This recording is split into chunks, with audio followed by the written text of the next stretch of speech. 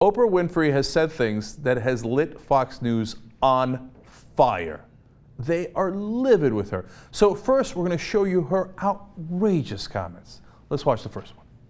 That's the beauty of a film like The Butler, and it's the beauty of a film like 12 Years a Slave, and it's the beauty of what we're seeing, on stage with Scottsboro Boys, is that it allows people to see where the root of the problem started. It allows people to see, oh, that's where it all started. This is how far we've come, and now this is how much farther we need to go. Of course, the problem is not solved. As long as people can be judged by the color of their skin, the problem's not solved.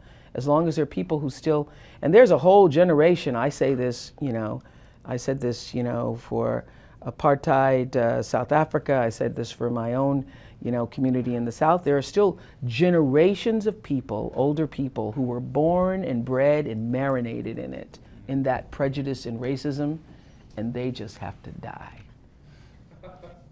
Oh my God, she said it.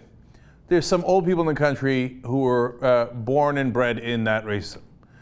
Except for the fact that that's an absolute fact. Now, she said they have to die. That sounds a little harsh, right? Sean Hannity did a segment on this, and he had her words, older people who marinated in that prejudice and racism, they just have to die, D-I-E, die. Well, that's from a different thing. So it freaked out about that. Now, apparently, that didn't go over well, and Jayar went and looked for that Sean Hannity clip. It's been taken down from several places. Interesting, right? Now, because the reality is that's not really a controversial statement. Like as she pointed out in South Africa, a lot of people lived in that culture, and it's hard for a 68-year-old, a 75-year-old, an 83-year-old to change his mind about his entire ideology and the way that he grew up. And so as those people pass away, naturally, obviously, well, what we're going to have is a society that's less and less racist. Doesn't mean racism is solved, but other people, the younger people, just didn't live in that culture. So, okay, I'm not sure how outrageous this is so far. Okay, but now she said a second thing that apparently, well, now this is the really outrageous part. Has it ever crossed your mind that some of the treatment that Obama and the challenges he's faced and some of the reporting he's received is because he's an African American, and if he wasn't an African American, if he was a white guy, those wouldn't have happened. He wouldn't have been treated in quite the same way. He wouldn't have to deal with quite the same confrontations. Has it ever crossed my mind? It's crossed my mind probably as many times as it's crossed your mind. Probably it's crossed my mind more times than it's crossed your mind. Just the level of disrespect. When the senator yelled out, "You're a liar." Remember that? Yeah, I think that there's a level of disrespect for the office that occurs, and that occurs in some cases and maybe even many cases because he's African American. Now here's the part I don't agree with, the disrespect for the office part. We have far too much respect for politicians, okay? Have at it, Hoss. Now, but are you telling me that Fox News and the conservatives are really going to flip out over the fact that some people might have a little bit more disrespect for President Obama because he's black, and some people are still racist in the country?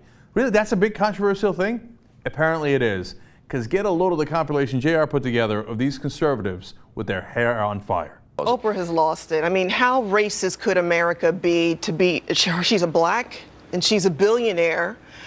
Oprah Winfrey has no idea. Oh, I know she's black, but she has no idea. No idea. So what Oprah Winfrey is doing is making an excuse for President Obama using race. You have Obama, who's black. He's the president of the United States. How racist could our country be? More minorities in this country with every passing day through birth and immigration. That's where it started on the Democratic side. That's where you see some of the worst kinds of racism, but they hide it. Oprah is bitter. She is a bitter billionaire. It is irresponsible of Oprah Winfrey, a woman of influence in this country, to say what she said to the BBC. The BBC, I don't know what the BBC is. I think it's a type of candy. I really think you need a person that is going to, a leader that can be like a Ronald Reagan type and bring people together. I mean, he was elected twice. So if there are many people who disrespect him because he's black, he wouldn't have been reelected. I mean, he wouldn't have been elected, he wouldn't have been reelected. If Hillary Clinton gets elected, then are we all anti-women? She's the last person who should be playing the race card. She grew up dirt poor. No country's pouring more resources into the Philippines today because of that tsunami than us. And I submit that Oprah Winfrey and others who play the race card can't back up their statements with any facts. No country poured more resources into Japan when they were hit by that devastating tsunami than us. That some Americans do despise Barack Obama because of his skin color. There will always be bigots. But the number is insignificant. We have spilled Yankee blood in every hellhole all over this world, most of it the third world. There's no question that President Bush was attacked far more viciously than President Obama has been. But Ms. Winfrey has not acknowledged that, as far as I know. If disrespect means racism, then how can you explain George W. Bush, who I think was the beneficiary of more disrespect than Obama ever encountered as president? Again, the irrational hatred directed toward Kennedy, far greater than what Barack Obama has experienced. Well, why is she? Who knows how her network is doing? Both men had controversies, Bush, the Iraq War, Obama, health care. So, is there an anti-WASP sentiment in America? President Bush being a white Anglo-Saxon Protestant. Is there a man that is less funny on television than Greg Gutfeld? I don't know what the BBC is. Is it a candy? Oh, you're the worst. Okay, now back to Levin, my favorite. He says, now look at the tsunami. We helped the Filipinos. Come on. And the Japan, we helped them. Those nips, we helped them both, right? And precious Yankee blood was spilled in those hellholes. You see how Mark Levin's not racist at all? He calls all those Asian countries hellholes and said, we wasted our precious white blood on them. You see, Oprah has no idea about racism. She doesn't know. Okay, she doesn't know. Mark Levin solved it. Okay, now here's the real question. What percentage of the vitriol against President Obama is because of racism? Is there an answer to that? Of course there isn't. Will it be adjudicated in the TYT Supreme Court nonetheless? Of course it will. Drop it.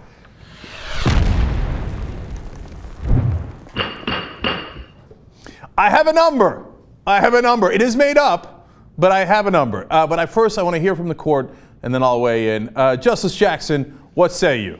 Oh, jeez. So let me clarify here as you ponder this. Because, look, is there some racism against President Obama? Of course. Do people hate him just because he's black, and all the people who hate him solely because he's black? Of course not. So it's a percentage, right? So Justice Jackson, what's your sense of that percentage? I'm basing it off of the beginning of his first term. Before he even got in office, how people were talking about how the country's destroyed, we're going down in flames, I can't believe this guy's in there. It can't be based on any kind of policy because there was none yet. But there was a lot of blame about the economy and where it's going. I'm basing it strictly on that. And from the pulse I had of the country, some of them just may be Republicans who felt, oh, we need to get our country back, all that type of talk. I'll go with 35 to 35%. We have we'll split the middle, 37.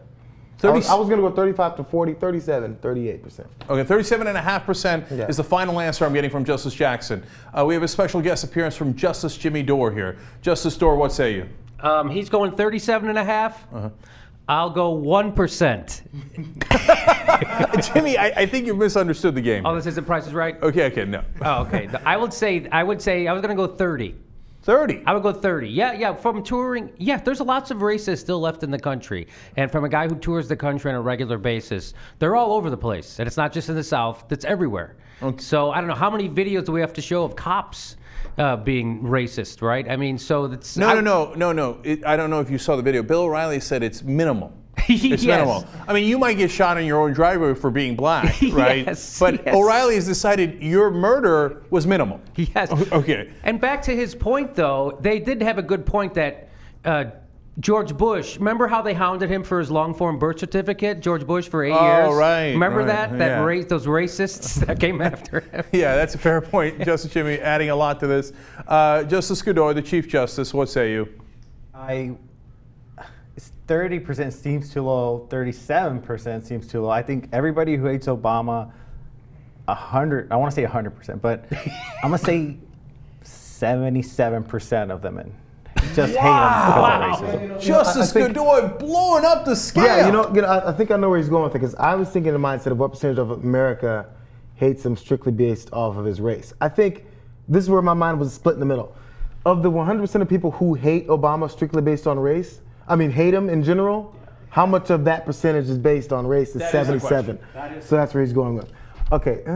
I want to go higher, actually, but I just don't want to go over the top. Yeah, because I like to say I'm missing 98%. I'm missing the, because then there's the percentage of the percentage. So that's really interesting, guys, because I actually not totally disagree, but my number is much lower. Okay, and here's my reasoning for that, right? And I'll tell you what my number is. My number was 15% before we started this conversation. Okay, and the reason is they despised Clinton. They impeached him over oral sex. They hit him with everything they had. They said he killed Vince Foster in the woods.